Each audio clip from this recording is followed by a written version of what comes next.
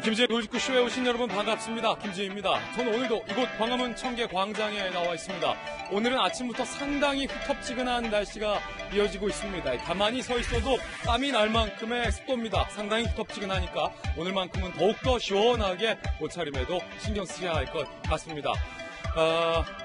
아동학대, 10살 소녀의 끔찍한 아동학대, 그런데 또 다른 학대 전말이 새롭게 드러났습니다. 이 내용이 모두 다 사실이라면 아동의 진술에 따른 것인데 도대체 이 부모는 그 아이에게 무슨 짓을 한 것인지 의심이 될 정도의 끔찍한 수준입니다. 잠시 후에 이 이야기 나눠보겠습니다. 전 비가 오나 눈이 오나 매일 아침 이곳에서 여러분을 기다리겠습니다. 김지의 돌직구쇼 지금 라이브로 시작합니다. 잠깐만요.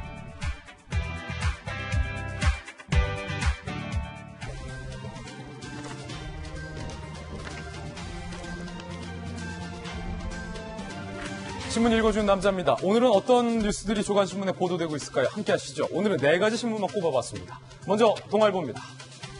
기업은 어느 장단에? 라고 물어보고 있습니다. 여당은 기업 규제 입법 드라이브를 예고했고 정부는 기업 투자 6조를 신속 발굴하겠다고 했습니다. 자, 여기서 고민입니다. 과연 우리 대한민국 기업들은 어느 쪽 말에 춤을 춰야 할까요? 어느 쪽 장단에 춤을 춰야 할까요? 동아일보는 당정이 지금 딴소리를 하고 있다라고 비판하고 있습니다. 이 딴소리 때문에 불확실성으로 인한 리스크만 커지고 있다라고 동아일보는 일면 기사로 꼬집고 있습니다. 김태년 의원은 공정경제 입법을 완수할 것이다. 홍남기 부총리는 기업 인허가 절차를 간소화하겠다. 딴소리가 분명해 보입니다. 투자를 유도한다면서 경영권을 규제한다. 과연 기업이 뭘 믿고 투자하겠냐라는 지적이 나오고 있습니다. 다음 신문입니다. 이번엔 중앙일보입니다. 서울 집값이요 10주 만에 반등을 했습니다. 부동산 관계자는 6억보다 싼 아파트에 씨가 말랐다. 이게 참 오랜만에 듣는 표현이네요. 아파트 씨가 말랐다. 다시 돌아간 것 같아요. 0%대 금리에 시중에 돈은 쏟아졌는데 갈 곳이 없다는 거예요. 이 돈들 다 어디로 갔냐? 부동산 시장으로 갔다라는 겁니다. 중앙일보의 보도에 따르면 대출 규제가 비껴간 강북마저 일제히 부동산 값들이, 아파트 값들이 줄줄이 올랐다. 상계동은 1년 만에 2억 올랐다. 대전, 청주도 들썩들썩이고 있다고 합니다. 현 정부 들어서 부동산 규제 정책을 연이어 쏟아냈지만 결국은 다시 부동산으로 돈이 몰리는 모양입니다. 다음 신문입니다. 이번엔 조선일보입니다. 문재인 대통령의 연설에는 철학이 없다. 이 한마디에 청와대 참모들이 난리가 났다. 조선일보는 이렇게 쓰고 있습니다. 진중권 교수가 문재인 대통령은 남이 써준 연설문을 읽는 의전 대통령이다 라고 주장을 했고요. 대통령의 연설에는 대통령 본인의 고민과 철학이 없다 라고 꼬집었습니다. 그러자 윤영찬 의원은 뇌피셜이다. 하승창 전혀 사실이 아니다. 신동호 비서관 빈 꽃밭이라는 시로 반격했습니다. 잠시 후에 진중권 교수의 지적과 청와대 참모들의 반격, 연이은 진중권 교수의 재반격까지 전해드리겠습니다. 다음 신문입니다. 이번엔 경향신문입니다. 미국 곳곳에서 인종차별 상징물이다 라며 동상들이 순환을 겪고 있는데 급기야 신대륙을 발견한 콜럼버스 동상까지 순환을 겪고 있다는 겁니다. 보시는 것처럼 바닥에 엎어지고 그리고 호수에 던져지는가 하면 동상의 목이 떨어져 나가고 있기도 합니다. 지금까지 신문 읽어주는 남자였습니다. 네, 오늘 아침 저와 함께 등판한 등판 선수들 소개하겠습니다. 요즘 뉴스에서 검찰 수사와 관련된 뉴스가 참 많습니다. 그래서 모셨습니다. 검찰 출신의 젠틀맨 변호사 김광삼 변호사님 나오셨습니다. 다시 돌아온 돌직구쇼의 명품 시그니처, 이제는 미래통합당의 비대위원 김병민 비대위원 나오셨습니다. 돌직구쇼의 좌장이자 서울시 정무부시장을 역임한 민주당의 김영주 전 의원님 나오셨습니다.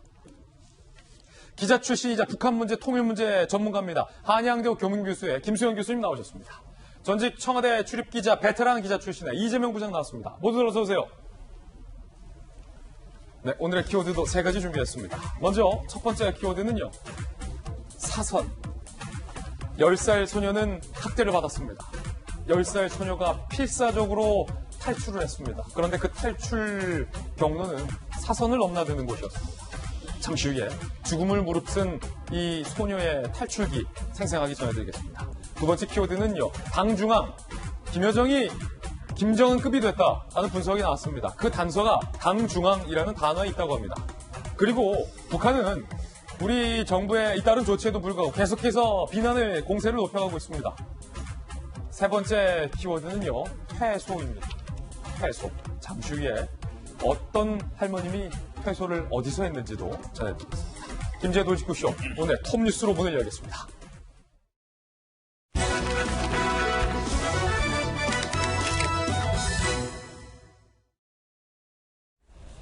창녕에서 10살 소녀를 학대한 부모의 사연, 많은 사람들을 가슴 아프게 하고 있습니다. 그런데 오늘 이 불쌍하고 가엾은 소녀의 학대와 관련된 또 다른 새로운 사실이 드러났습니다. 저희들이 오늘 이 제목을 어떻게 달아야 할까라고 고민을 해봤는데 이렇게 꼽아봤습니다. 많은 사람들이 아마 공감하시리라 생각합니다.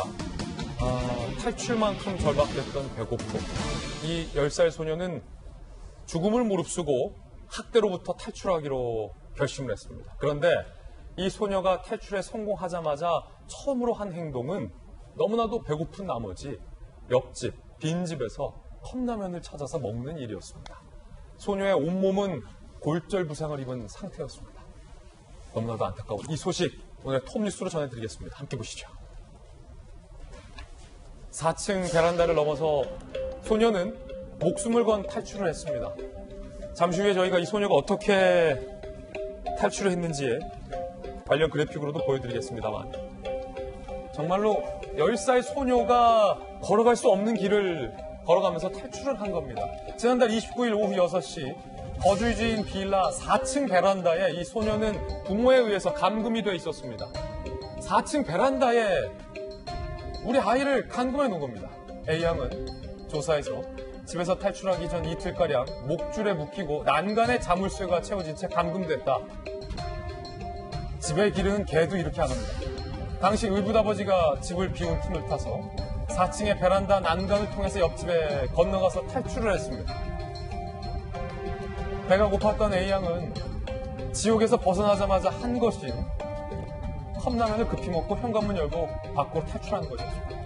얼마나 배고팠으면 몸이 부서지듯 아팠을 텐데 컵라면부터 먹는 것이었습니다.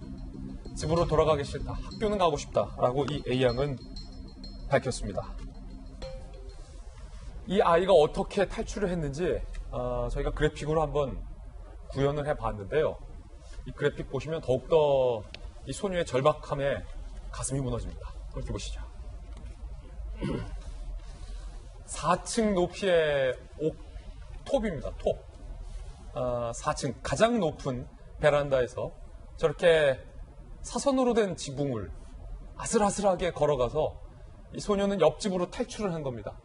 한 발만 잘못 디뎌도 소녀는 4층 높이의 지붕에서 땅바닥으로 떨어질 수 있는, 추락할 수 있는 절체절명의 위험한 곳이었습니다.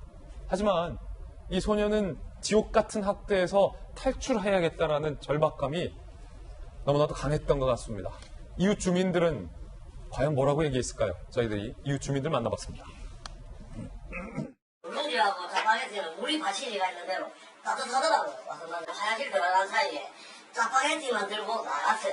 지금 화장실을 갔는데 화장실 간 사이에 다다다닥 소리가 나가지고 일부러 나간 사이에 갔다 오니까 짜파게티가 문 앞에 현관 앞에 이렇게 떨어지고 다 먹고 애기라고 추정을 한 이유는 창문을 열어볼 거야. 그래서 남자가 어른 같으면 저거는 너무 높이 있다 보니까 이제 티스푼 가지고 이걸 먹으려고 티스푼은 여기 정수기 앞에 있어요. 피해 아동 그 여동생들 두 명은 봤는데 아들은 엄청 밝더라고요.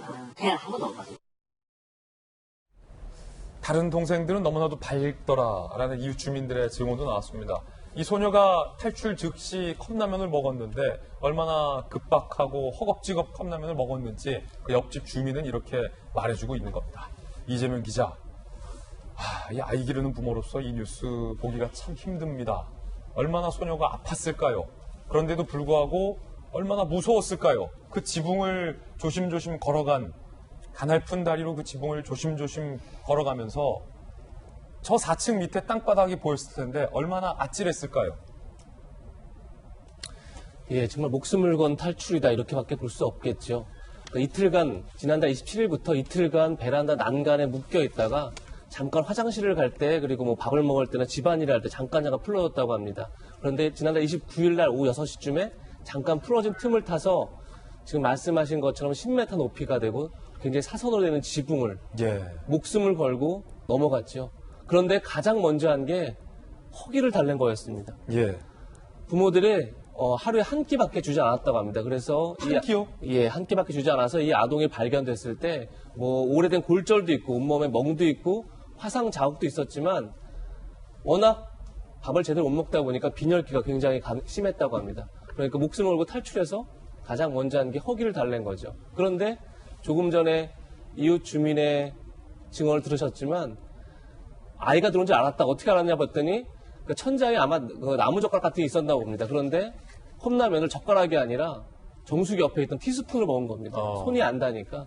그러니까 진짜 그야말로 목숨을 걸고 나와서 목숨을 지키기 위해서 정말 그 허기짐을 달래야 했던 그 아이를 생각하면 뭐 악마를 보았다 이런 영화 제목이 생각날 정도로 정말 끔찍한 그런 학대 현장이 아니었나 그런 생각이 듭니다. 예. 오늘 한 조간신문은 악마가 아닌가 이 행동에, 부모들의 행동에 대해서 이렇게 쓰고도 있습니다. 그런데 이게 끝이 아닙니다. 새롭게 드러난 학대 정황이 또 나왔습니다. 함께 보시죠. A양 신체 여러 곳에 골절, 상처, 화상의 흔적이 있었습니다. 의사는 상습적인 학대다라고 말했고요. A양은 의붓 아버지가 화상 입히고 폭행을 가했다. 저희가 다 말씀 못 드립니다. 방송 심의 규정 때문에. 그런데 저희가 거르고 걸러서 표현해드리고 있습니다만 너무나도 끔찍합니다. 엄마는 뜨거운 물질을 이용해서 상처를 입히고 욕조에서 숨을 못 쉬게 하기도 했다. 즉 물고문을 했다는 겁니다. 하루 한 끼만 먹고 나머지는 굶었다라고 이 아이는 이야기를 하고 있고요. 방금 이재명 기자 얘기했듯이 이틀간 저 베란다에 목줄을 채운 채 자물쇠로 가둬둔 것만으로도 이 아이가 얼마나 끔찍한 학대를 당했는지 알 수 있습니다. 김수경 교수님, 저희들이 방송심의 규정상 있는 그대로의 사실을 너무나도 끔찍해서 다 전해드리진 못하지만 저희가 지금 방금 표현해드렸던 이 내용 말고 훨씬 더 잔인해요. 끔찍하고.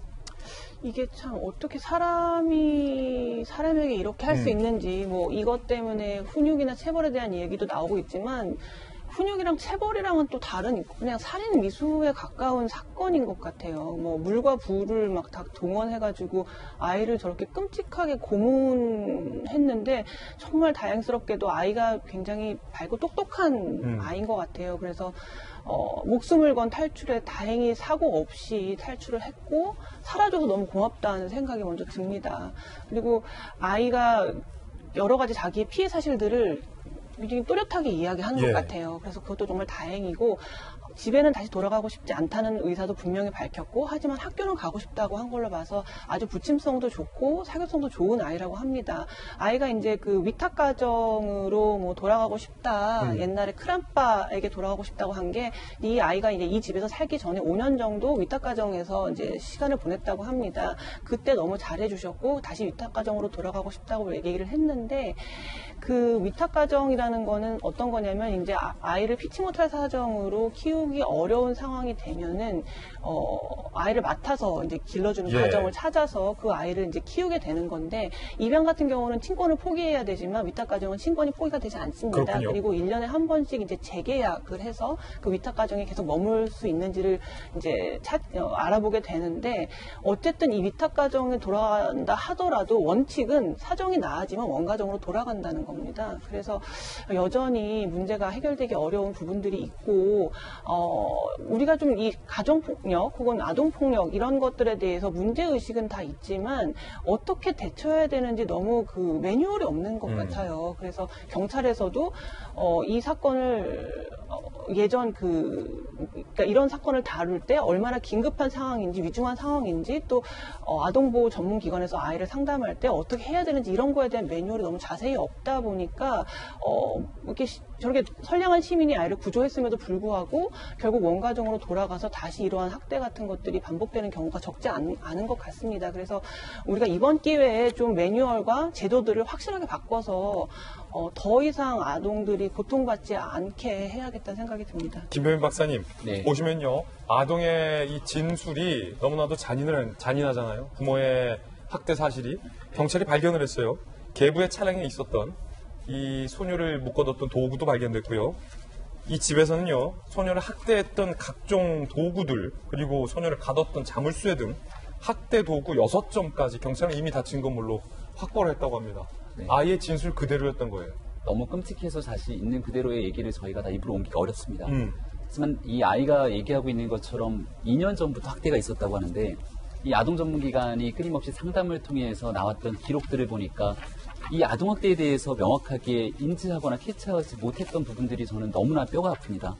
좀 전에 김수경 교수님께서 우리 지난 기간 동안 아이가 있었던 위탁가정 얘기를 했는데 그 당시에도 결국은 이 친모가 아이를 위탁가정에 보내면서 했던 얘기 중에 하나도 아동학대에 관련된 얘기를 본인 스스로가 일부 인정한 측면들이 있습니다. 그럼 긴 기간 동안 이 아이가 얼마나 건강하게 잘 살 수 있는지를 사실 우리 사회가 더 잘 돌봤어야 되는데 그러지 못한 측면들이 이 아이를 이렇게 끔찍한 고통에 내몬 것은 아닌가에 대한 걱정과 안타까움이 너무나 크고요. 우리가 이렇게 어느 날 갑자기 아동에 대한 학대가 이루어지는 것이 아니라 학대에 대한 전조라든지 많은 경미한 증상들이 나타날 수 있고 이를 통해서 주변에서는 얼마든지 발견할 수 있는 징후들이 있습니다. 그런 부분들을 놓쳤던 측면들을 우리가 다시 바라봐야 되는데 특히나 코로나19 때문에 아이가 학교를 가지 않으면서 집안에 이렇게 갇혀있게 되는 기간이 길었던 게 특히나 이번 사건에 너무나 안타까운 지점이라고 보거든요. 김 박사님 지금 아기 3명 아빠잖아요. 네. 저도 자주 만났잖아요, 조카들. 2명의 예쁜 딸, 그다음에 막내 아들까지. 네. 아니, 아기 기르는 아빠잖아요, 우리 둘 다. 어떻게 부모가 이럴 수가 있어요? 그러니까 지금 이 내용을 보면 어떻게 고문을 해요, 아기를? 물로.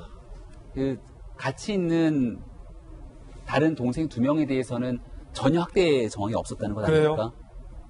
오히려 그 두 아이들은 굉장히 쾌활하게 잘 지냈다는 거고 이 의붓아버지가 밑에서 자란 A양에 대해서만 굉장히 모질도록 이렇게 심한 학대가 있었던 것 같은데 저는 이 코로나19 때문에 지금 사실 바깥으로 외출이 잘 되지 않거나 이 비대면으로 상당 부분 사회와 격리되어 있는 가정들이 꽤 있을 거라고 보고 혹시 지금 이 순간에도 아동학대로 고통받고 있는 아이들은 없는지에 대해서 정부 당국이 면밀히 들여다볼 필요가 있다고 봅니다. 우리가 돌직구쇼에서도 지난 기간 숱한 아동학대 문제가 나왔을 때 절대 이런 일이 없도록 정부 당국이 나서서 전수조사하는 그런 전례들도 있습니다. 학교 전체에 대해서 특히 학교라든지 어린이집이나 병원이라든지 주변에서 조금만 신경 쓰면 이 우리 주변에 있는 아동학대에 대한 문제들을 충분히 발견할 수 있을 텐데 지금은 이 코로나19의 건강 문제 때문에 비대면으로 많은 부분들이 사실 일상과 조금 거리가 먼 생활하다 보니까 이런 문제가 훨씬 더 심하게 도드라진 것은 아닌가 싶고 정부 당국이 조금 더 면밀히 나서서 전국에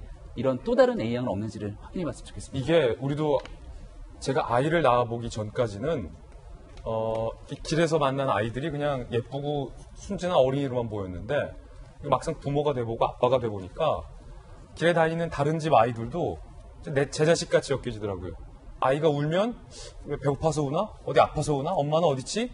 이런 생각부터 들고 아마 이 사건을 보고 너무나도 가슴 아파하시는 많은 국민들도 저와 같은 마음일 것 같습니다. 10살 소녀 평소대로라면 그 5층 높이의 4층 지붕 무서워서 발 한 짝 떼지도 못합니다. 그런데 이 10살 소녀가 성큼성큼 그 지붕을 건너가서 옆집으로 탈출했다는 것은 내가 여기서 떨어져 죽는 한이 있더라도 이 집에서 이 학대로부터 벗어나야겠다라는 절박감이 이 아이에게 있었던 것은 아닌가라는 생각 때문에 너무나도 많은 국민들이 가슴 아파하고 계신 것 같습니다. 아동 전문보호기관에서는 뭐라고 얘기했을지 들어보시죠. 동생들하고 그게 뭐 같이 지내고 싶어 하는 게 있지 않다는 분리되어서 그거를 하려고 학대를 당하지 않았던 곳은 그 큰엄마 그 집이었고 자기는 괜찮다라고 너무 좋다라고 얘기를 했기 때문에 집이 아니면 좋을 것 같다라고 얘기를 했어요. 인사성도 굉장히 밝고 그렇게 학대를 받았는데 아주 잘해주고 부침성도 있어서 그게 굉장히 마음이 한편으로는 아팠고 학교는 가고 싶다라는 얘기는 했었어요. 학대당한 이 소녀가 왜 2명의 학대당하지 않은 동생들과 같이 있기 싫다고 했을까요? 이 학대를 한 부모들은 이 2명의 동생도 해당 부모와 분리를 한다는 조치가 알려지자 자해하는 소동까지 벌였다고 합니다. 의붓동생 3명 임시보호명령이 내려졌습니다. 경찰은 A양 부모 거주지를 방문해 자녀 3명 분리를 시도하자 부모가 거부하며 자해 및 4층 높이의 거주지에서 투신을 시도하기도 했다. 생명에는 지장이 없는 것으로 현재 알려지고 있고요. 두 사람 응급 입원 조치가 되어 있습니다. 당초 예정된 경찰의 조사도 현재는 연기된 상황입니다. 김광삼 변호사님, 그러니까 동생이 의붓동생이죠. 의붓동생이 2명이 아니라 3명이군요. 네, 3명입니다. 의붓동생 3명을 떼어놓으라고 하자 이 부모 모두가 난리를 피운 거예요. 자해하려고 하고 투신하려고 하고. 그렇게 의붓동생 3명이 본인들에게 소중한 아이라면 이 학대당한 10살 소녀에게 그렇게 하면 안 되죠. 동생들 지켜보는 데서. 그런 것 같아요. 그러니까 자기 어떻게 뭐 다 자기 자식 아닙니까? 근데 자기가 직접 난 자식은 그렇게 중요하고 그렇지 않은 자식에 대해서는 저렇게 학대를 했는지 정말 약간 이제 악마라는 소리를 굉장히 많이 얘기가 나오고 있는데 저 자해하는 이유는 여러 가지 있을 거예요. 이제 첫 번째는 이제 본인 자체의 어떤 무고함, 나는 죄를 지지 않았다는 것을 항변하기 위해서. 아니, 본인은 아직도 무고하다고 생각할 수도 있는 근데 지금 건가요? 범행을 부인하고 있다고 언론에 지금 보도가 되고 있잖아요. 그래서 나의 억울함을 밝히겠다. 그래서 자해를 시도하는 경우가 있어요. 근데 자해 자체가 또 진정성을 갖지 않는 경우도 많습니다. 그렇군요. 왜냐하면 보여주기식 그런 면이 있고, 근데 투신도 시도만 한 거예요. 근데 제어가 됐기 때문에 결과적으로 뭐 생명에는 지장이 없다고 그럽니다. 그래서 하나는 이제 억울함. 이제 두 번째는 이 사건이 너무나 일파만파잖아요. 더군다나 범행 방법이 정말로 우리가 설명할 수 없을 정도로 끔찍하단 말이에요. 그럼 자기가 아동 학대인데 일반적인 아동 학대와는 차원이 달라요. 그러면 자기가 처벌받을 거에 대한 두려움 이런 것들이 있기 때문에 사실 뭐 정말 자해를 하고 투신을 시도할 수도 있다고 봅니다. 해당 의붓아버지가 경찰 조사에서 이렇게 주장하고 있잖아요. 내 딸같이 여기지 않았으면 내가 그랬겠냐. 내가 진짜 내 친자식까지 키워서 그런 거다. 훈육을 잘 하려고 했다는 거예요. 잘 되라고 한 거다. 예, 예. 그래서 지금 뭐 법 개정까지 문제가 굉장히 많이 되고 있는데 일반적으로 그 통계를 보면 말이죠. 그 아동 학대 한 80%가 부모에 의해서 이루어진다고 그럽니다. 그 정도로 오히려 우리가 자기 자식이기 때문에 정말 잘 돌볼 것 같지만 그렇지 않다는 데 문제가 좀 있고요. 근데 이 사건도 사실은 미연에 방지할 수 있는 기회를 한번 놓쳤어요. 한 번이 아니고 여러 번이죠. 이미 3년 전 때도 아니 3살 때도 이 아이가 3살 때 친어머니로부터 이미 학대를 받아가지고 그때 문제가 됐었거든요. 근데 그 이후에도 사실은 지자체 단체에서 한 5번이나 이 아이를 가정방문을 했어요. 근데 가정방문을 했는데 굉장히 뭐 쾌활하다. 가정방문을 하면 방문 보고서를 쓰게 돼 있거든요. 근데 굉장히 쾌활하다. 뭐 그런 식으로 적혀 있었다고 하고 또 하나를 또 보니까 동생을 잘 돌보지 않으면 아빠가 화낸다 이런 문구가 있어요. 그것은 이 아빠가 또 개부고 또 동생을 잘 돌보지 못했기 때문에 본인 또 화를 낸다는 것을 좀만 깊게 들어가면 굉장히 학대받는 정황을 알 수 있음에도 불구하고 이걸 전부 다 간과를 했다는 거죠. 결국 지난 29일에 이 아이가 탈출하지 않았으면 이 아이는 어떻게 보면 평생 동안 저렇게 어떤 지옥 같은 생활을 계속하고 제가 볼 때는 아마 저런 상태 계속됐으면 생명을 부지하기도 힘들었을 거예요. 그래서 아이의 의지에 의해서 이게 세상에 밝혀진 것이지 우리 어른과 제도에 의해서 이게 밝혀진 것이 아니다라는 걸 우리들은 정말 명심해야 된다고 봅니다. 아니 그 가운데요. 이재명 기자, A양의 부모가 A양이 병원에 입원한 동안에도 수당 챙기기에 급급했던 것으로 드러났어요. 지난 10일에는 둘째와 셋째를 어린이집에 보내지 않는다며 추가 가정 양육 수당을 신청했고 심지어 아이 셋 이상을 키우면 받는 출산지원금 1,000만 원은 언제 나오는지까지 문의까지 했다. 너무나도 화가 나네요. 예, 그러니까 아이가 지금 넷이 있는 거죠. 이 학대받은 첫째 아이가 있고 그다음에 나머지는 지금 의붓 아빠의 사이에 낳은 아이 둘이 있고 또 올해 3월에 지금 막내를 출산한 걸로 그렇게 알려져 있습니다. 그래서 두 아이는 이제 양육수당을 더 신청을 했던 거고 추가로 그럼 한 매달 40만 원 정도가 더 들어온다고 합니다. 그리고 세 자녀 이상을 키우면 창녕군에서 출산 지원금으로 1,000만 원을 주는데 이제 그것도 언제 나오느냐 여러 차례 문의를 한 걸로 지금 그렇게 알려지고 있습니다. 그러니까 지금 아이의 양육수당을 주고 그다음에 뭐 출산 지원금을 주고 이러는 건 다 당연히 그 포괄적으로 아이를 잘 양육하라고 정부에서 돈을 주는 거겠죠. 그런데 이제 그런 출산금은 꼬박꼬박 챙기면서 또 이제 지금 양육수당도 이제 다 챙기면서 사실상 아이를 방치하고 학대하는 수준을 넘어서 고문을 하고 이랬던 게 알려져서 정말 처참한 그런 마음이 들고요.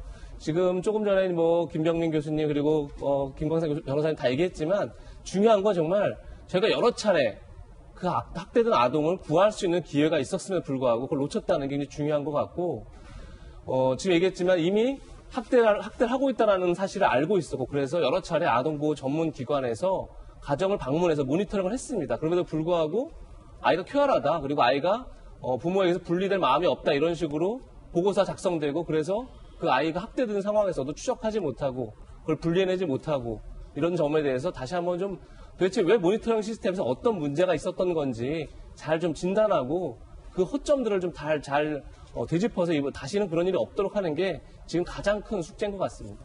그런가 하면 천안에서 가방 속에 감금을 당해 사망한 아동의 사건도 많은 국민들의 마음을 슬프게 했습니다. 그런데 이 아동의 학대 사실을 조사 나와서 친부와 계모 앞에서 맞았니? 라고 물어본 사실도 확인이 됐습니다. 그럼 그 아이가 때린 부모 앞에서 맞았다라고 얘기할 줄 알았습니까? 가해자 앞에 두고 맞았니? 황당하죠? 서울신문 취재에 따르면 이런 기사를 썼는데요. 이 기사가 사실이라면 정말로 황당하고 분노가 느껴집니다. 기사를 일단 소개하겠습니다. 지난 3일 천안에서 의붓 어머니로부터 여행가방 7시간 감금 학대 피해 A군은 사망했죠. 지난달 13일 천안의 아동보호 전문기관이 학대가 의심돼서 A군의 가정을 방문해서 상담을 진행합니다. 그것도 의료진이 신고를 한 거고 경찰이 아동전문보호기관에 한번 좀 가서 의견 좀 주십시오라고 한 거예요. 그럼 의사도 학대다, 경찰도 이상하다 라고 얘기했으면 아동보호 전문기관이라면 당연히 의심을 해봐야죠. 의붓 어머니 B씨와 약속을 잡고 의붓 어머니가 있는 자리에서 A군에게 학대 여부를 질문했다는 겁니다. 맞았니?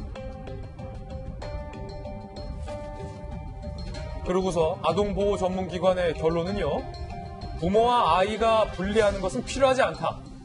아이가 부모와 떨어져 지내고 싶지 않다는데요? 그냥 냅둬도 됩니다. 그냥 두세요. 라는 식으로 경찰에 통보를 했다라는 겁니다. 서울신문 취재에 따르면. 이후 A군은 2주 뒤에 숨졌습니다. 2주 뒤에요. 대한아동학대방지협의회 대표는요, 경찰은 출동 안 했고 아동보호 전문기관도 2주 전에, 죽기 전에 방문한 것이 전부다. 살릴 수 있는 아이를 죽였는데 책임지는 사람이 없다라고 통탄했습니다. 김영주 의원님, 아버지잖아요. 2주 전이에요.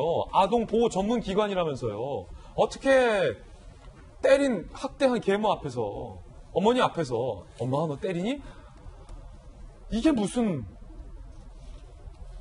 글쎄요, 정말 저 기관이 아동보호 전문기관이라고 말할 수 있을지 모르겠습니다. 정말 전문이라는 단어를 쓰기 위해서는 그야말로 그 아이 중심의 어떤 생각들을 가지고 또 가해자의 어떤 어부더머니를 분리시켜서 편안한 마음에서 속내를 드러낼 수 있는 환경을 조성하고 정확한 어떤 애가 원하는 바를 찾아내는 것이 아동보호 전문기관의 역할이라고 생각이 들어요. 근데 실제로 형식적으로 한번 가보라 그랬더니 가봐서 자기를 가해했던 엄마하고 짜고 약속 잡고 와서, 근데 아이가 어떻게 속내를 드러내겠습니까? 그러고 난 다음에 더 맞았겠죠. 오히려 이런 일이 있고 나면 더 분풀이가 돼야 되는데, 사실 핵심은 그런 겁니다. 우리 사회가 너무 자기 핏줄만 중요시되는, 정말 어부드 아버지, 어부드 어머니에 대해서 정말 우리 사회 최근에 보면요, 2017년 자료에 보면 22.4%가 결혼한 지 5년 이내에 이혼을 합니다. 10만 건 중에 2만 건들이 그렇게 계속 젊은 나이 이혼을 했다 그러면 상당히 많은 아이들이 계보나 계무, 어부드 아버지나 어부드 어머니와 함께 살아야 될 가능성이 있는데, 문제는 지나치게 우리 사회가 자기 핏줄만 소중하고 남은 핏줄은 소중하지 않게 생각하는 그런 부분이 있다는 거예요. 이제 그래서 이번에 개정되는 또 폐지되는 민법 915조 이 부분에 있어서는 우리 이웃의 역할을 다시 재규정해야 된다고 생각됩니다. 그 아이들이 살아가는 이웃도 감시자로서, 과거에는 남의 가정에 개입한다고 얘기를 한다면 지금은 이제 보호자의 징계를 더 이상 보호하지 않는다라고 하는 것이 국가의 원칙으로 변했기 때문에 정말 이웃들도 잘 감시하고, 그야말로 전문이라고 하는 글자를 붙이는 전문기관이 정말 전문적인가라고 하는 것을 특히 지방에 있는 곳일수록 한번 다시 지자체장이나 국가가 보건복지부라든지 여가부가 함께 철저하게 한번 재조사를 하고 말하자면 재정비를 해야 될 때가 아닌가 싶습니다. 예. 2주 전에 조사했습니다. 2주 전에. 그때 그 조사만 제대로 했었어도 아동이 죽지 않을 수 있었다라고 전문가들은 얘기하고 있는 겁니다. 차라리 오늘 서울신문이 취재한 이 내용, 취재가 잘못됐으면 좋겠습니다. 해당 아동 전문기관에 반론이나 해명이 있으면 저희가 추가로 보도를 해드리겠습니다. 자, 이번엔 저희가 준비한 두 번째 이슈입니다. 제가 너무 아버지 키우는 마음에 감정이 너무 부족한 것 같습니다. 차분하게 북한 문제 다뤄야 하겠습니다. 다급하게 나선 NSC. 우리 정부는 잇따라서 북한에 대북전단을 보내는 우리 시민단체의 행동이 잘못된 것이고 위법적인 것이다라고 얘기하고 있습니다. 앞서서 통일부는 해당 시민단체들을 고발을 했습니다. 북한으로 반출돼서는 안 될 물품을 반출했다라는 혐의로 말입니다. 그런데 이번에는 청와대가 나서서 항공법을 위반했다라고 항공안전법까지 들고 나왔습니다. 한 조간신문은 북한에 잇따른 도발에도 나서지 않았던 NSC가 북한의 삐라를 날린 우리 국민들의 문제에 대해서 나섰다라고 오늘 지적을 하고 있습니다. 함께 보시죠.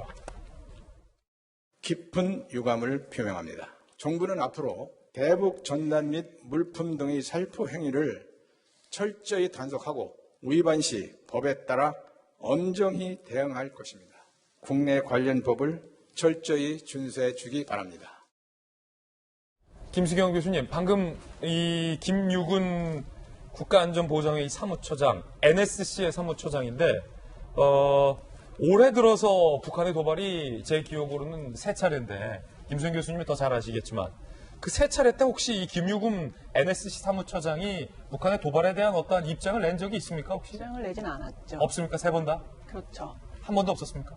그렇게 알고 있습니다. 어. 그러니까 이번 일 같은 경우에는 좀 뭐 이례적이라고 이제 많이 언론에서 평가를 하는데 이례적으로 사무처장이 직접 나와서 이 대북 전단으로 야기된 이런 혼란에 대해서 유감을 표명하고 그 일에 대해서 이제 책임을 묻겠다 법적으로 이제 그런 이야기를 했는데요. 물론 이제 정부가 비정부 기구를 대상으로 이렇게 이제 고발을 하는 이런 사안에 대해서 고발을 하는 모양새가 뭐 그렇게 좋다고 볼 수는 없습니다만 정부의 입장에서는 이번 사건이 그 문재인 정부의 그 대북 정책 혹은 한반도 평화 번영의 정책의 성패를 가르는 약간 기점이 된다고 판단을 한 것 같습니다. 이번에 이 위기를 잘 넘기지 못하면 그동안 사실 많은 것들을 이번 정부 들어서 이뤘잖아요. 뭐 남북 회담도 여러 번 하고 또 북미 회담도 있었고 뭐 그 과정에서 한국 정부가 여러 가지 공을 세웠고 여러 가지 이제 치적이 있는데 그런 것들이 다 이제 무색해질 이제 위기가 된 거죠. 이 대북 전단 때문에. 네. 그래서 이번 사건을 조금 강경하게라도 이렇게 대응함으로써 앞으로 남은 임기 동안 북한에 대한 이 정책들을 좀 더 박차를 가하겠다 그런 의미로 이제 보여지고요. 사실 북한이 굉장히 강경하게 나오고 있는데 이제 이거에 대해서 우리가 자존심 얘기를 많이 하지 않습니까? 너무 불종적이다. 또 뭐 야당에서도 그렇게 얘기를 하지만 또 국민들도 많은 분들이 이렇게 언제까지 끌려다닐 거냐 이런 얘기들을 하는데 물론 외교라는 것은 자존심이 중요한 부분이기는 합니다만 남북 관계라는 건 단순한 외교 관계라고 볼 수는 없고 좀 특수 관계이기 때문에 물론 정부가 그런 부분들도 국민들에게 잘 설득을 해야 된다고 생각합니다. 우리가 뭐 비록 보기에는 좀 이렇게 그렇게 보일 수 있지만 더 큰 대의를 위해서 우리가 나아가고 있는 거니까 정부의 정책을 한번 믿어달라고 국민들을 설득하는 것도 정부의 역할이고요. 좀 더 저는 좋은 쪽으로 정부가 물론 좀 지금 강경하게 나아가고 있는 부분들은 있지만 좀 좋은 쪽으로 해석을 하고 싶은 마음입니다. 그렇군요. 이재명 기자가 청와대 출입했잖아요. NSC 사무처장이 직접 이렇게 입장을 밝힌다는 것은 이 사안에 대해서 청와대가 굉장히 엄중하게 생각하고 있다라는 해석이 나오고 있는데 오늘 동아일보 기사에 따르면 오늘자 청와대가 대북전단 문제에 대해 NSC 상임위를 열고 공식 입장문을 낸 것은 참 이례적이다. 올 들어 세 차례 감행된 북한의 도발과 비무장지대 감시 초소 GP 총격 때에도 NSC는 별다른 입장을 내놓지 않았다라고 지적을 하고 있거든요. 그렇다면 청와대는 북한의 세 차례 도발보다도 우리 국민들이 북으로 날린 전단이 남북 관계에 더 위협적이다라고 판단을 한 것입니까? 그렇게 해석될 수밖에 없는 지금 이제 그런 상황을 맞은 거죠. 그러니까 지금까지 대북 전단 문제에 있어서 통일부가 앞장서서 이제 대응을 해오다가 어제 NSC가 열렸고, NSC가 열렸는데 사실 기자들이 궁금한 게 많았습니다. 그 전에.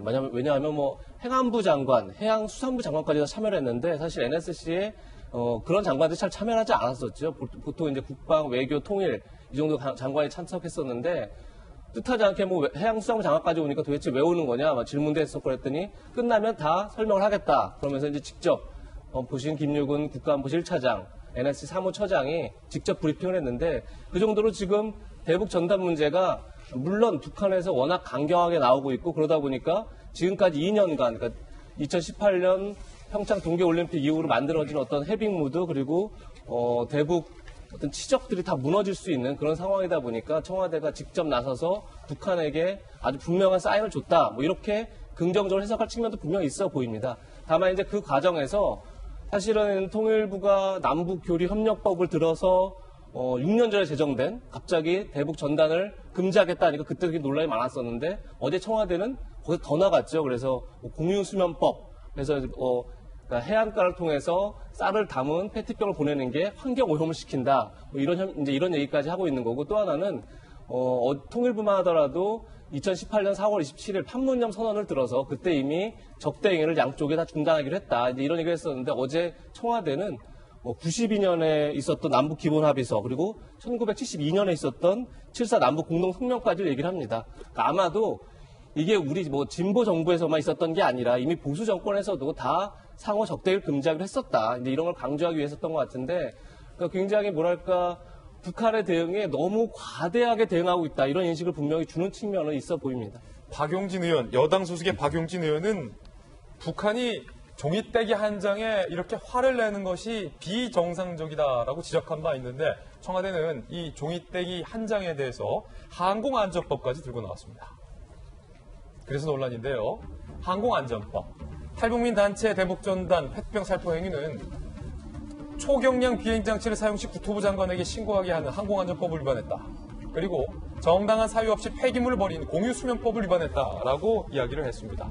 김관선 변호사님, 네. 통일부는 앞서서 불법 반출물자다라고 얘기했는데 이제는 항공안전법 위반입니까?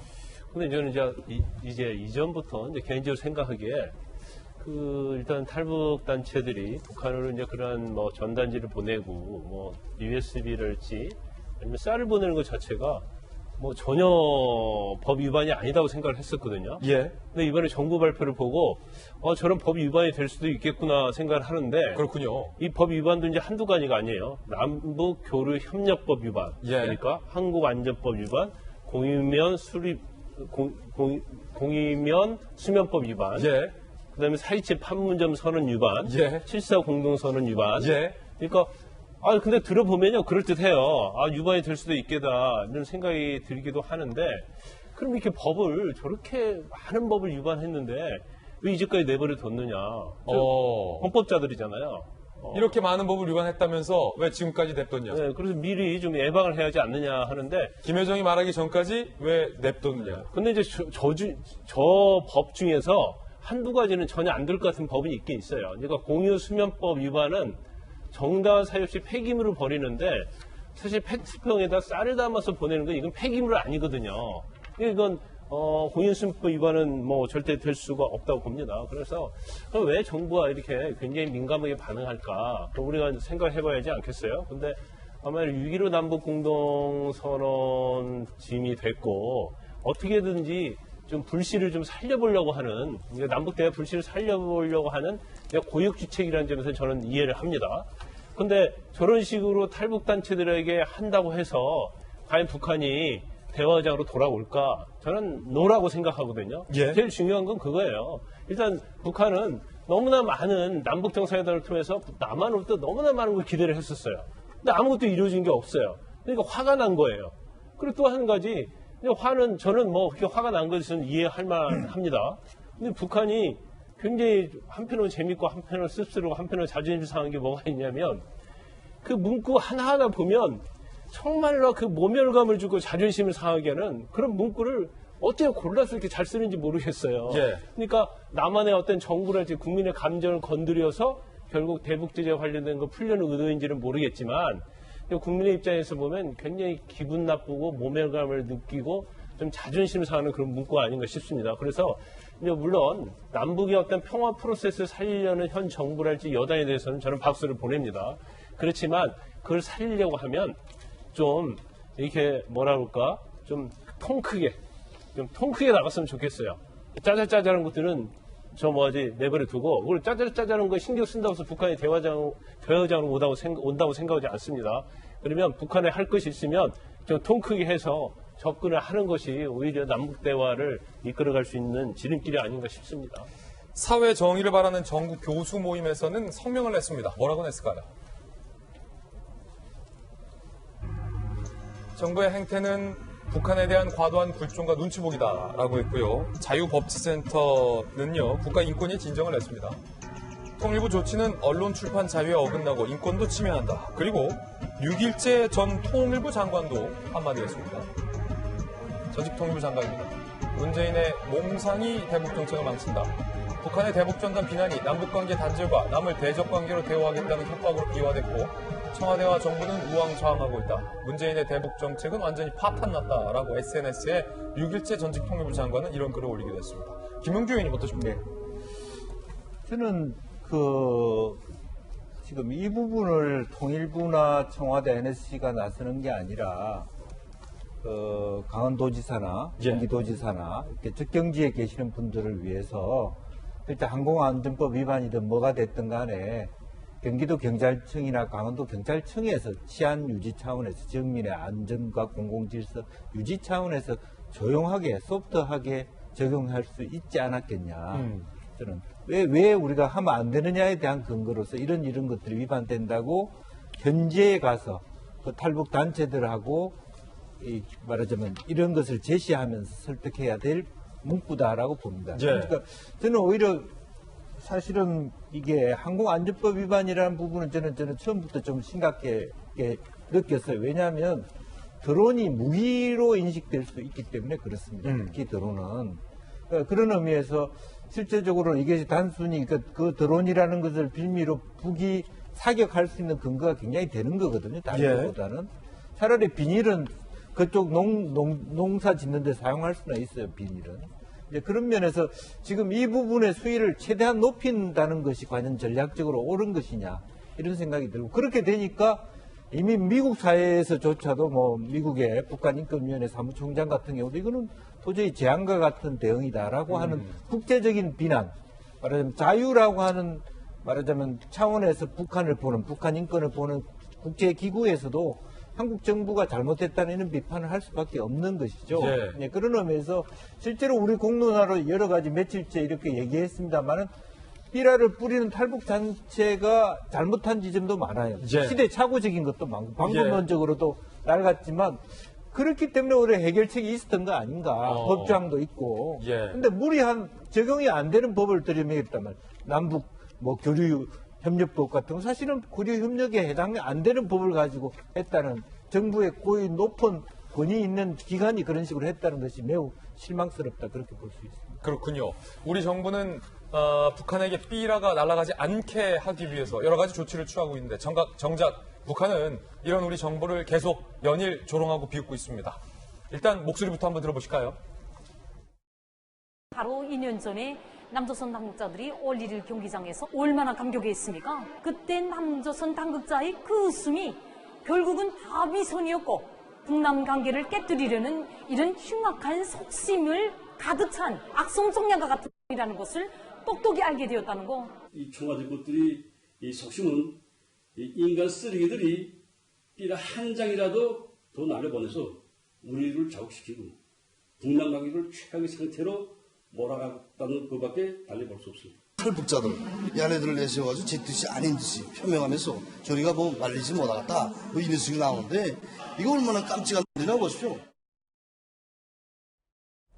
청와대를 향해서 굉장히 조롱을 하고 있습니다.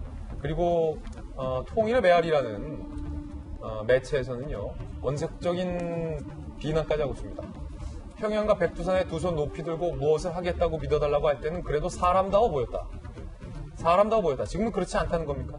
촛불 민심 덕으로 집권했다니 이전 당국자와는 좀 다르겠거니 생각했는데 지금은 선임자들보다 더하다는 생각이 든다라고 얘기했습니다. 노동신문은요, 하루 한시도 우리 공화국을 무너뜨리려는 흉심을 버리지 않고 있다.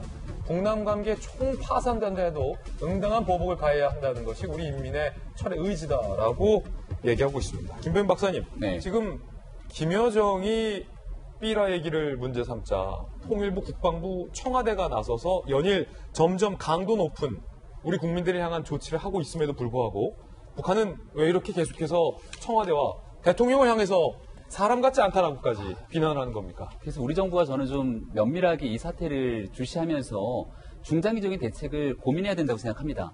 지금 북한의 김여정이 얘기하고 있는 것처럼 대북전단 살포 법으로 금지한다고 다 모든 것들 중지시킨다고 북한이 우리를 향한 비난들이 다 멈춰설 거라고 생각한다면 저는 큰 오산이라고 보고요.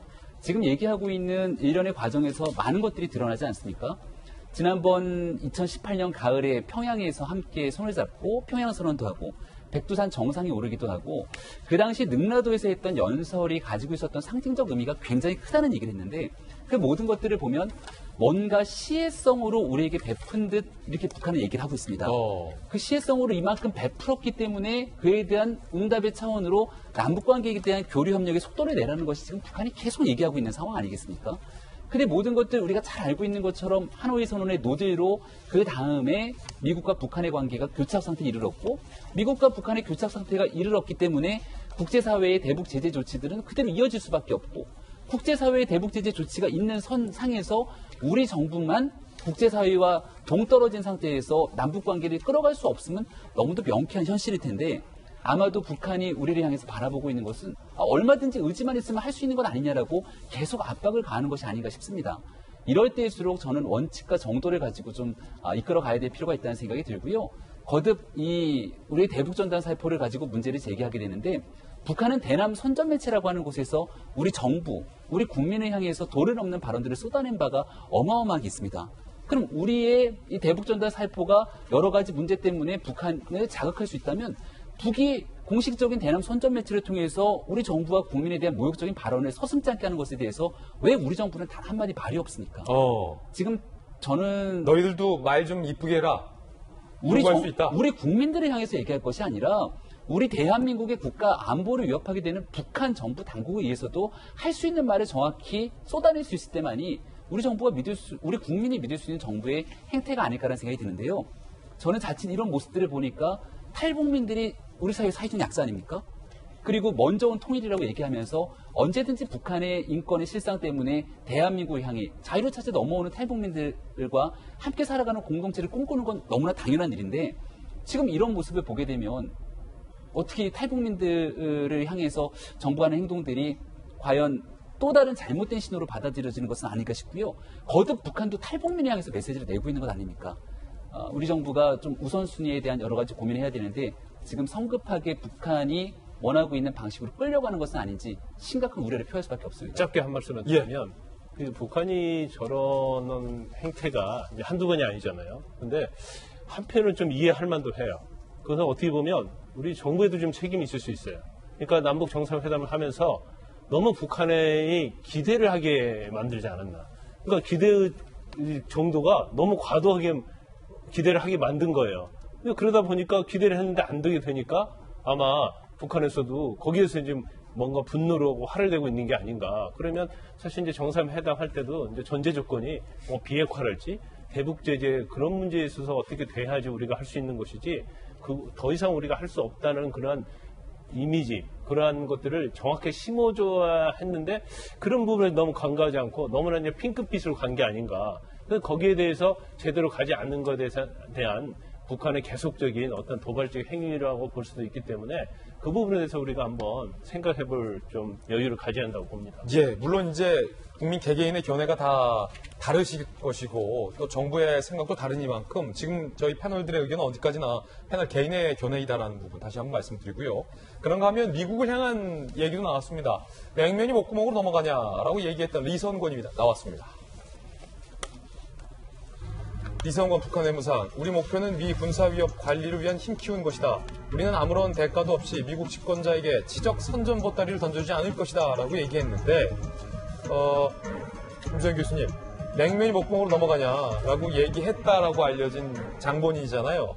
냉면 목구멍 발언에 비하면 이거는 좀 강도가 좀 덜한 것 같기도 하네요. 확실히 미국에 던지는 메시지는 확실히 언어의 수위가 좀 낮은 편이긴 합니다. 아니, 미국한테는 예의 지키면서 우리한테는 뭐 대통령 사람으로 봤는데 뭐 이런 얘기나 하고 원래 냉면이 목구멍으로 냉면이 잘 넘어가십니까? 라고 했으면 말을 안 해요, 제가.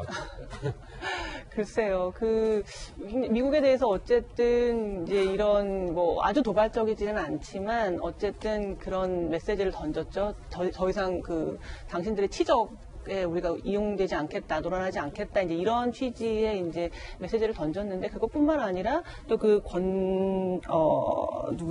권정근 외무성 미국 담당장도 기자들과의 만남에서 뭐라고 얘기를 했냐면, 북미 간에 개선할 것이 아직 좀 남아있다.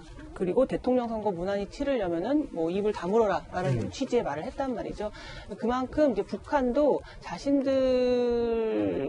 관계, 북미 관계, 우리가 어떻게 하느냐에 따라서 대선에 영향을 줄 수 있다고 생각을 하는 것 같습니다. 사실 북한이 그 이전에도 뭐 남한 같은 경우에도 우리 같은 경우에도 뭐 북풍이니 뭐니 해서 이렇게 선거 같은 거에 영향을 이렇게 미친 경우가 있죠. 북한 사안이. 그래서 아마 이제 북한은 그런 것들을 잘 알고 있기 때문에 대선에 너희가 좀 힘을 얻으려면은 아무래도 우리와의 관계에 대해서 좀 신경 써야 될 거고 개선할 것이 남아있다는 얘기 또한 우리가 아직 북미 대화를 완전히 차단한 건 아니다. 아직 얘기할 여지가 남아있다는 말을 이렇게 우회적으로 은근슬쩍 남긴 것이 아닌가 하는 생각이 듭니다. 예, 북한과 관련된 문제 전해드렸습니다. 이번엔 저희가 준비한 다음 순서입니다.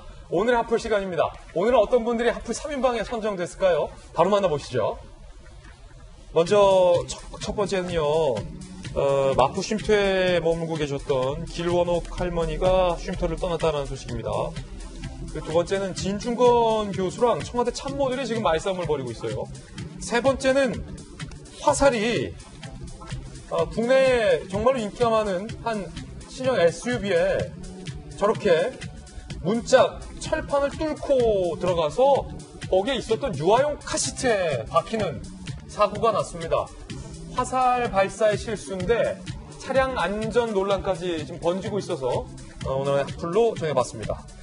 먼저 이 정의원과 유명 의원 사태와 관련된 새로운 소식들이 오늘도 들어와 있습니다. 여가부 장관이 기자들을 피해서 몰래 국회에 보고하려 했다라는 논란이 일고 있습니다. 함께 보시죠. 사실상 야당 국회의원의 정보 공개 요구에 대해서 여가부가 윤미향 의원과 관련된 정의원과 관련된 정보를 공개하지 않기로 결정해서 최근 논란이 있었던 여가부 이정옥 장관. 어제 오후 3시 정의원 회계 의혹 관련해서 야당 곽상도 의원실에서 보고를 하기로 했어요. 여가부 장관이 야당 국회의원에게. 그런데 오후 3시가 돼가도록 약속된 시간에 이 장관이 안 나타나는 겁니다. 당연히 그 곽상도 의원실 앞에는 기자들이 취재하려고 있었겠죠? 왜냐하면 최근에 논란이 됐었던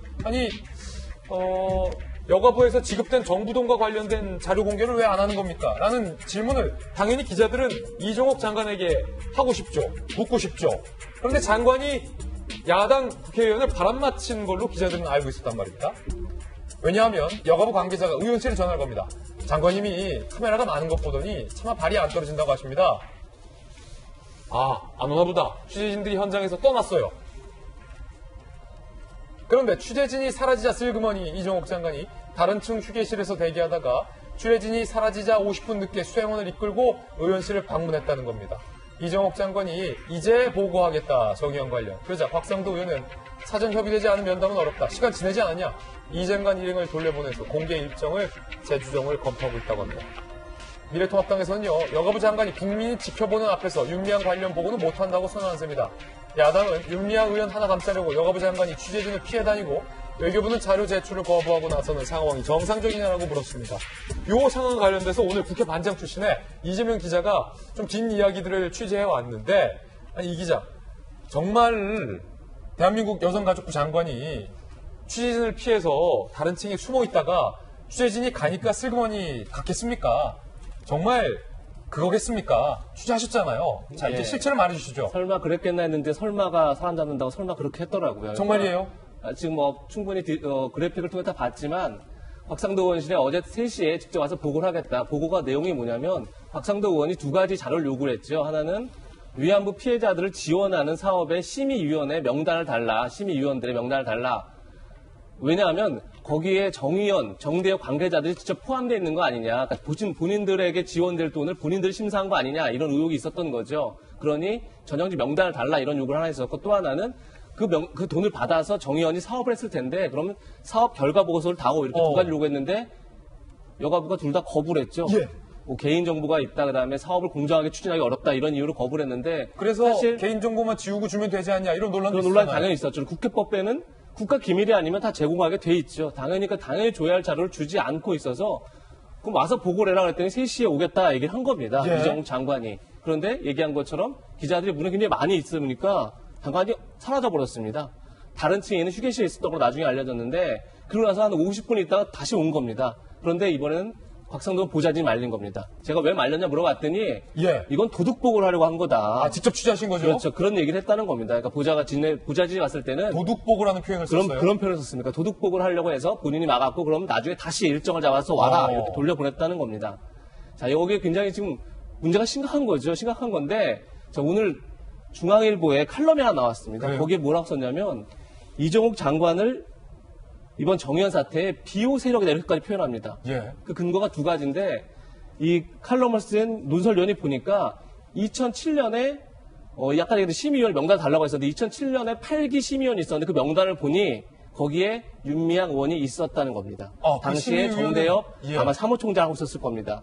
그러니까 실제 곽상도 의원이 의혹을 품었던 심의위원회에 정대협이나 정의연 관계가 있는 거 아니냐 이런 의혹을 품었는데 자기가 2007년 명단을 보니까 있더라. 예. 이런 얘기를 하고 또 하나의 얘기는 뭐냐면 이미 이정욱 장관과 윤미향 의원이 2003년도 세미나 때부터 같이 이정욱 당시에 이제 대구 카톨릭 교수였는데 정대협이 주최한 심포지엄에 와서 실제 연설도 하고 그러니까 굉장히 오랫동안 인연을 맺어왔다.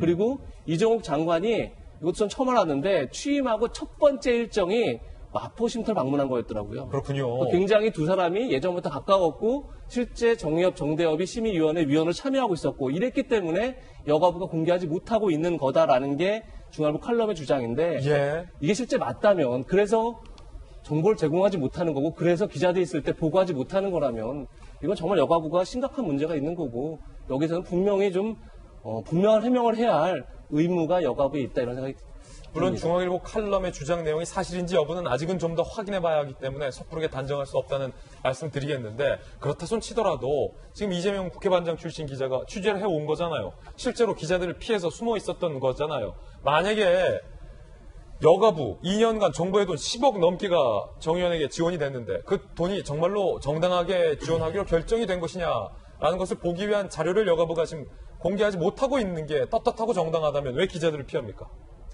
뭐 기본적으로 2가지를 좀 구분해 볼 필요가 있을 것 같아요. 이정욱 장관은 그동안에 시민사회 여성운동 많이 사회학자로서 해왔고 특히 이제 국제적인 어떤 여성 활동들을 굉장히 많이 해왔습니다. 저 역시 이정욱 장관하고 같이 스페인에 있는 국제 컨퍼런스에 참여한 적도 있었습니다. 제가 청년단체 할 때. 이제 그렇다면 보고를 하러 갔다 그러면 기본 정보를 주로 갔다라고 하는 측면이 있어서 애둘러서 그 보고를 거부했다 그러면 정보를 주기로 했으면 본인이 가기 어려웠다면 사실은 차관이라든지 실제로 말하자면 심의관이라든지 정확하게 그것을 잘 알 수 있는 사람을 보냄으로써 이 문제를 쉽게 해결할 수도 있었다라고 생각이 들어요. 본인이 바로 가기가 좀 하다면 다른 일정으로 미안합니다. 그 얼마든지 알면서도 선한 거짓말도 할 수 있는 거 아닙니까? 네. 차관이라든지 말하자면 어떤 차관 복급 인사가 가서 보고를 하면 오히려 자기보다 더 잘 알 수 있다라고 하는 측면. 이제 그런 면에서 이러한 판단이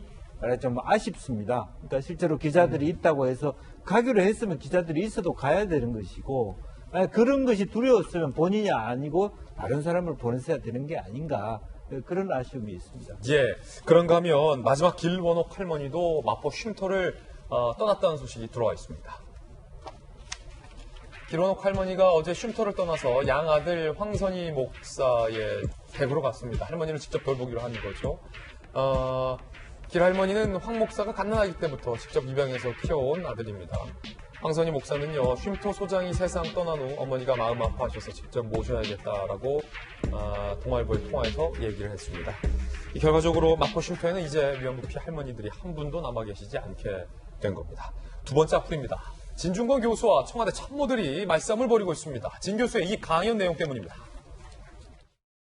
문재인 대통령 보면 그게 없거든요. 남이 써준 연설문 그냥 읽는 거고, 탁현민이 해주는 그 이벤트 연출한다는 약간 의전 대통령이라는 느낌이 들고요. 자기 의견이 없습니다. 문재인 대통령은 연설문을 보니 자기 의견이란 게 없다. 남이 그냥 써주는 대로 읽는다. 라는 진 교수의 주장에 청와대 참모들이 반박했습니다. 윤영찬 의원은요, 보지 않은 사실을 상상한 건 자유다. 그걸 확신하고 남 앞에서 떠들면 뇌피셜이다. 라고 얘기했고, 문 대통령이 원고를 고치는 사진까지 공개를 했습니다.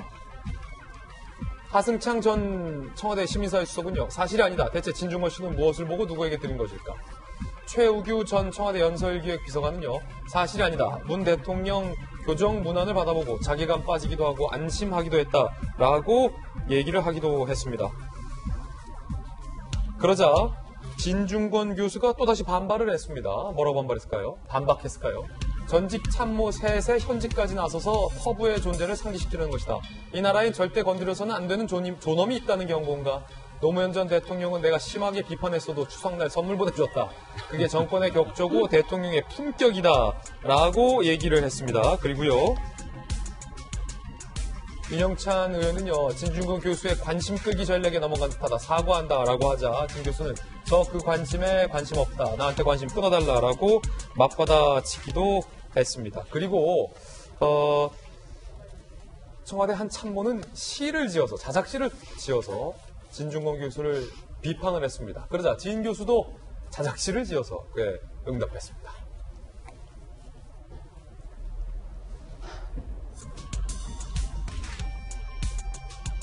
빈 꽃밭. 신동호요. 빈 꽃밭인데. 기영도의 빈집을 기리며 어느 날 아이가 꽃을 꺾자 일군의 사람들이 박수를 쳤다. 아이는 더 많은 꽃을 꺾었고 급기야 자기 마음속 꽃을 꺾어버리고 말았다. 라고 진중권 전 교수를 겨냥해서 시를 낸 겁니다. 그래서 진 교수는 빈 X밭, 신동호의 빈 꽃밭을 기리며 어느 날 아이가 뭐를 틔우자 일군의 파리들이 아우성을 쳤다. 아이는 더 많은 뭐를 치웠고 급기야 그들 마음속에 뭐를 치워버리고 말았다.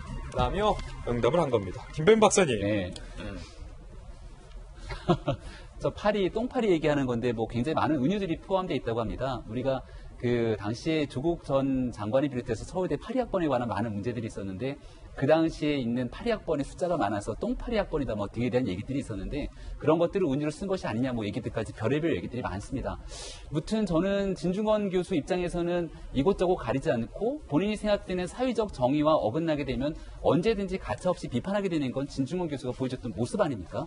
근데 여기 이례적으로 대통령에 대해서 조금 강하고 거세게 비판하니까 전현직 청와대 참모들까지 나서는 모습들이 조금 기이하다 이렇게 생각이 드는데요. 옛날에 미래통합당 저희 원외위원장들이 모여서 진중권 교수 초빙하고 총선 참패 강연했을 때 통합당에 뇌가 없다 이런 얘기를 했습니다. 그쪽에 뇌가 없다. 전현직 이 청와대 참모들의 반응처럼 우리가 하면 아니 미래통합당에 왜 뇌가 없어? 우리 뇌도 있고 우리 이런 것도 있고 발표회관도 있고 팩트를 가지고 확인해보자 이렇게 나가서 반박을 하면은 그게 온당한 일일까라는 생각이 들거든요. 그러니까 진중권 교수가 하고 싶었던 메시지의 이유가 뭘까를 좀 근본적으로 바라볼 필요가 있는데 조국 전 장관 때를 비롯해서 윤미향 사태가 벌어졌고 윤미향 의원 사태 이후로 문재인 대통령의 발표가 있었지만 그 연설문 내용을 바라보건대 정말 국민들한테 꼭 해야 되는 내용들이 없었던 거에 대한 철학의 부재를 얘기했던 것 같습니다. 근데 그것을 원고를 교정했네 만에 가진 얘기를 하는 것은 저는 온당치 않다고 생각하고요. 지금 저 시의 한 대목처럼 아이가 관심을 받기 위해서 꽃을 꺾으면서 자기 마음의 꽃까지 꺾어버렸다는 건 저는 진중권 교수 개인의 지성인으로서의 비판에 대해서 굉장히 모욕적인 발언이라고 생각하는데 무튼 진중권 교수가 현 여권에 향해서만 날선 공격을 하는 것이 아니라 여권, 야권 가리지 않고 이 사회 정의에 위배되는 부분들이 지적하는 만큼 거기에 대해서는 여야 가리지 않고 혹시나 우리가 부족한 면이 없는지를 돌아보게 되는 계기로 삼는 것이 저는 온당한 정치하는 사람들의 자세가 아닐까 생각합니다. 예, 물론 이제 진중권 교수의 비판이 절대적으로 옳다라고 볼 수도 없습니다. 진 교수의 비판도 비판적으로 받아들인 것도 필요한 모습이 아닐까라는 생각도 듭니다. 세 번째 하프는요, 국내 유명 SUV의 오발 화살이 관통당했습니다. 이게 지금 논란인데요. 아니, 진짜 본질은, 아니, 화살을 어디서 쏘았길래 지금 저기에 꽂히냐. 라는 논란이 근본적입니다. 그런데 부수적인 논란은 화살이 저 멀리서 날아왔는데 차가 뚫리냐. 라는 논란도 일고 있습니다. 이거 어떻게 된 걸까요? 120m 떨어진 양궁장에서 날아온 화살. SUV 차량 왼쪽 뒷문 철판을 관통. 유아용 카시트에 박혀서 인명피해는 없었다고 합니다. 다행히 뭐 차에 사람도 없었고요. 그런데 만약에 사람이 타 있었고 카시트가 없던 채로 아이가 앉아 있었다면 큰일 날 뻔하겠죠. 국가대표 선발전 훈련 중에 오발 사고. 양궁장 폐쇄하고 재발 방지 대책 세우겠다라는 얘기도 나왔습니다. 시속이 280km, 미국에서 200km 흑곰을 잡아서 화제되기도 했던 무시무시한 활의 위력이 있다고 하는데 카시트에 박힌 사진도 있지 않습니까? 이 카시트에 화살이 박혔어요.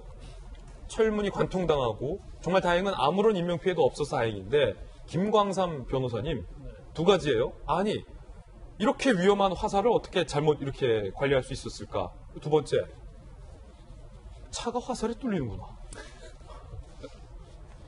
전주에서 일어난 일입니다. 근데 또 뭐 그게 약간 우스갯소리로 차가 너무 약하지 않느냐 이제 그런 얘기도 있더라고요. 근데 저 화살이 보니까 그 연습장 양궁 연습장에 있는데 컴파운드라는 그러한 기구를 이용해서 화살 시위를 좀 쉽게 담기게 하는 건가 봐요. 네. 그래서 그 화살을 이렇게 쏘서 올렸다가 내리다가 뚫렸네요. 이게 잘못 발사를 됐다고 그럽니다. 어휴. 근데 시속이 280km단 말이에요. 그런데 담장이 양궁장이기 때문에 담장 높이가 2m나 됐다고 그래요. 그럼 우리가 볼 때는 뭐 연습장에서 좀 문제가 있어도 담장을 넘어갈 것 같지 않잖아요. 그러게요. 그런데 결국 담장을 넘어가서 저렇게 뭐 차를 뚫고 카시트에 꽂혔는데 그래도 다행인 것은 이 차주인이 차를 주차하고 한 5m 정도 떨어진 데서 이 얘기를 하고 있었답니다. 그게 더 끔찍하지 않습니까? 차라리 그 현장에 없었으면 모를까? 그렇죠. 그걸 보고 더군다나 그래도 아이 카시트에 꽂혔다고 그러잖아요. 네. 얼마나 섬뜩했겠습니까? 그래서 일단은 뭐 인명피해가 없었던 거에 우리가 좀 위안을 삼고 지금 아마 뭐 전주시하고 관련된 양궁협회에서는 이 양궁 연습장을 이제 폐쇄하고 재발 방지 대책을 세우겠다고 하니까 이런 일이 이제 재발되면 안 되겠죠. 예. 물론 뭐 차가 방탄 차량은 아니니까 근데 차가 약했다기보다는 화살이 셌다 이렇게 받아들여야겠고. 당연하죠. 네. 예. 화살이 셌다. 예.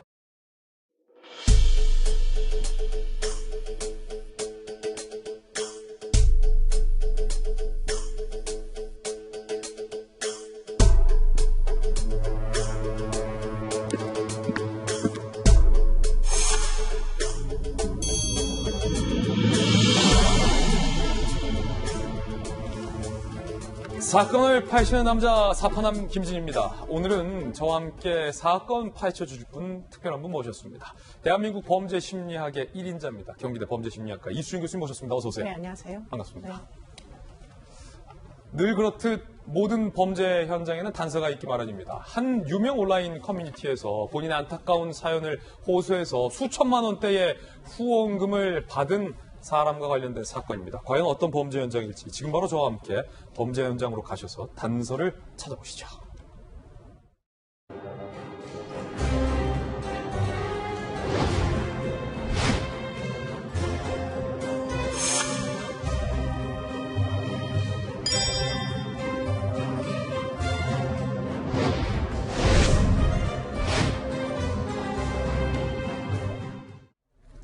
네, 세 가지 단서 보셨습니다. 먼저 첫 번째 단서는 708원입니다. 7,000원도 아니고 700원도 아니고 708원. 이거 뭐 어떤 단서일지부터 함께 보시죠. 첫 번째 단서 708원. 사실은 굉장히 훈훈한 미담이었는데 708원의 단서 상세하게 살펴보시죠. 잔고가 708원, 이어진 온정의 손길. 유명 온라인 커뮤니티에 한 안타까운 사연이 게시됐습니다. 이 사연을 올린 당사자는 닉네임 붕어의 질주라는 닉네임의 43세 남성이 올렸습니다. 저는요, 통장 잔고가 708원밖에 없습니다. 저는요, 난치병 진단된 이후에 파혼당했습니다. 그런데 저는요, 동거녀 사이에 아이가 2명이나 있습니다. 그리고 저는요, 3개월째 월세가 밀렸습니다. 그런데 저는요, 통장 잔고가 708원밖에 없습니다. 수천만 원대의 후원금이 쇄도했다고 하는데, 일단 이수진 교수님, 이게 도대체 어떤 사연이고, 뭐 후원금이 얼마나 이렇게 쏟아진 겁니까?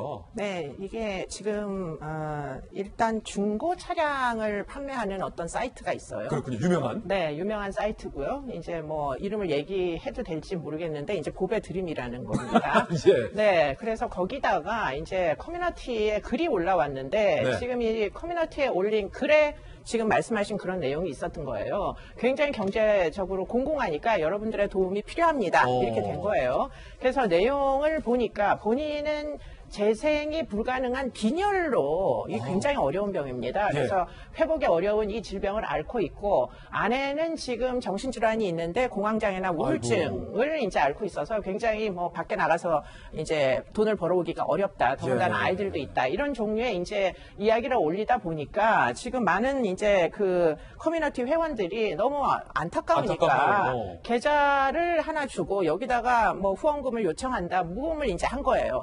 그러다 보니까 사람들이 이 사람의 이제 너무 고통스러움을 뭐 공감을 해가지고 송금을 굉장히 많이 해주고 그래서 갑작스럽게 모인 돈이 거의 3천만 원이 넘는 돈이 모였다고 합니다. 네.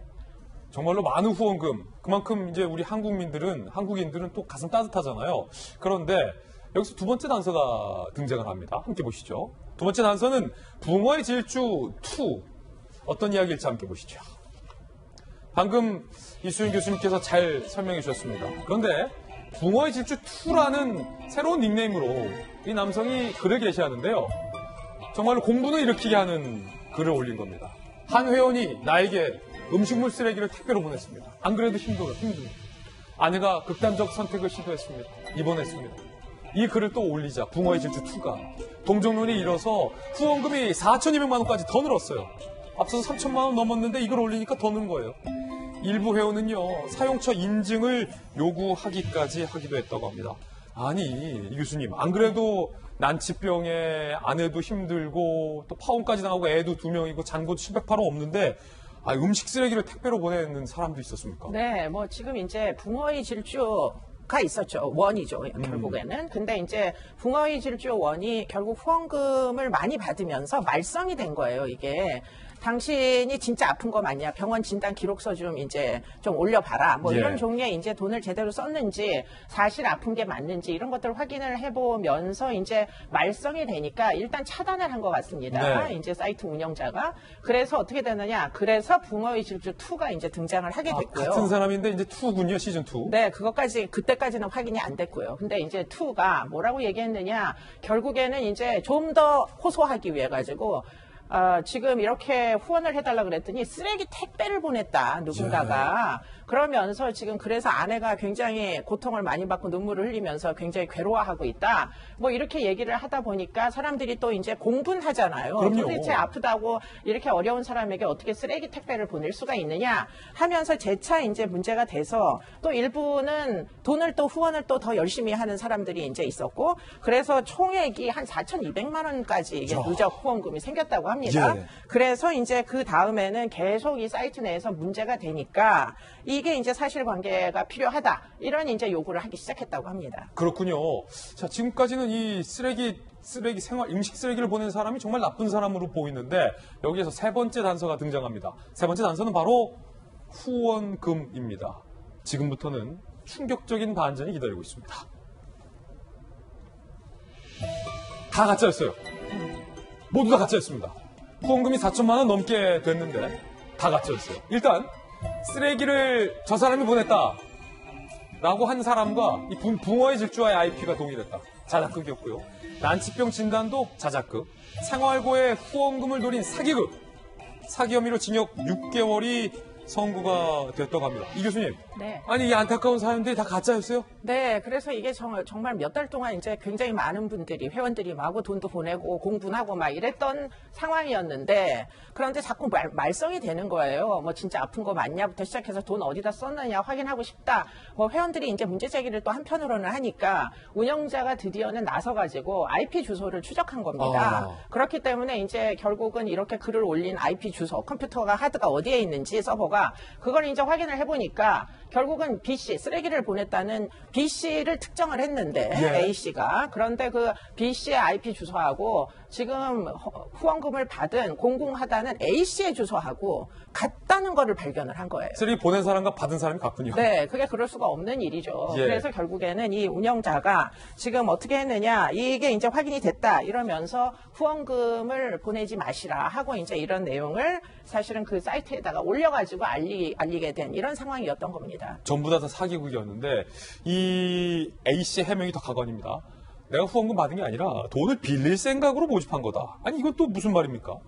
그래서 결국에는 이제 결국 이렇게 되면은 거짓말을 해가지고 돈을 편취하니까 사기죄가 되는 거잖아요. 그러니까 이제 이런 식으로 지자체 허락도 받지 않고 온라인을 통해 가지고 후원금을 받은 것도 불법인데다가 그리고는 지금 사기죄 뭐 용도와 달리 이제 돈을 쓰다 보니까 이게 문제가 될 것 같으니까 그때부터 이제 해명을 하기 시작한 겁니다. 이게 편취한 게 아니라 빌린 거다. 빌린 돈이다. 네, 그렇기 때문에 언젠간 내가 갚을 거다 이렇게 이제 주장을 하게 된 거죠. 그래서 어떻게 됐느냐? 당연히 후원금을 보낸 분들이 이거는 범죄 피해이기 때문에 모여가지고 이제 소송을 제기한 겁니다. 네. 하여튼 후원금을 받는 사람들은 좀 후원금을 철저하게 사용했으면 좋겠습니다. 후원하고 싶은 사람들마저 후원하고 싶은 마음이 주저되면 안 되는 거 아니겠습니까? 저는 어금니 아빠 사건도 생각나고 맞습니다. 최근에 정의연의 후원금과 관련된 논란도 지금 스쳐 지나가는데 이 후원금을 향한 논란이 많았는데 선의를 악용하는 후원 사기를 피하려면 또 방법이 있습니까, 교수님? 글쎄요, 이게 생각보다 그리 쉬운 일은 아닌 것으로 보입니다. 네. 그런데 지금 이제 IP 주소까지는 아니라도 로그인을 하는 이제 여러 가지 지금 당장 이제 뭐 붕어1, 붕어2 사실 굉장히 이상한 아이디잖아요. 붕어의 질주. 네, 붕어의 질주. 그렇기 때문에 이제 이런 것들을 좀 확인을 하셔서 이 사실관계 내용을 올린 것들을 쭉 보면 한꺼번에 검색하면 글이 다 올라옵니다. 그렇기 때문에 좀 앞뒤를 확인을 해보시고 정말 돈을 송금해도 되는 상황인 건지를 일단은 확인하시고 난 다음에 후원금을 보내시고 싶으면 보내는 게 필요하다. 그리고는 일단은 후원을 하는 절차가 문제인데요. 이것은 사전에 미리 어떤 이유로 지금 후원이 꼭 필요하다 하는 것들을 지자체에 신고를 하게 돼 있습니다. 그렇군요. 그렇기 때문에 지금 이런 일들이 온라인으로 굉장히 많이 발생을 하는데요. 온라인 사기 사건들이. 지자체도 어쩌면 이런 후원과 연관해서는 좀 모니터링을 해야 될 필요성, 책무가 있는 것은 아닌가 이런 생각을 하게 됩니다. 1,000만 원 이상 후원을 받아야 되는 상황이면 틀림없이 지자체에도 관리의 책임이 발생하거든요. 근데 지금 액수가 4천만 원이 넘다 보니까 이런 부분을 앞으로 어떻게 할 것인지 조금 고민이 필요하다 그런 생각이 듭니다. 이것도 하나 팁이 될 수 있을 것 같은데 개인이나 단체에게 후원을 할 때 그 후원 계좌가 개인 명의로 되어 있는지 아니면 뭐 법인단체 명의로 되어 있는지 확인해 보는 것도 좋지 않습니까? 네, 그렇습니다. 계좌명도 매우 중요합니다. 네. 자, 이수영 교수님과 함께 이번 사건 파헤쳐 봤습니다. 저희들은 60초 광고 후에 다시 돌아오겠습니다. 어디 가지 마세요. 네, 사건까지 풀고 돌아왔습니다. 뉴스 속보가 들어와서 뉴스 속보 좀 전해드리겠습니다. 코로나19 확진자가 56명이 늘었습니다. 지금 수도권을 중심으로 50명대 안팎에서 매일 발생을 하고 있는데 오늘은 56명이 신규 확진자로 확인이 된 거고요. 이 중에 지역 발생이 43명입니다. 역시 서울 24명, 경기 18명, 서울, 경기, 수도권을 중심으로 계속해서 코로나19가 두 자릿수가 50명 안팎의 수가 계속해서 나오고 있고요. 사망자도 1명 들었습니다. 이로써 코로나19 사망자가 277분이 됐다는 안타까운 소식도 지금 뉴스 속보로 들어왔습니다.